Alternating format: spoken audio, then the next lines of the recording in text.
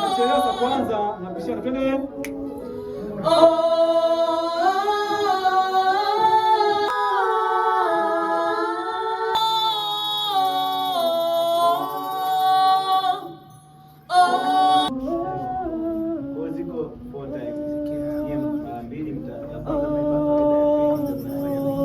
Kwa mic twende.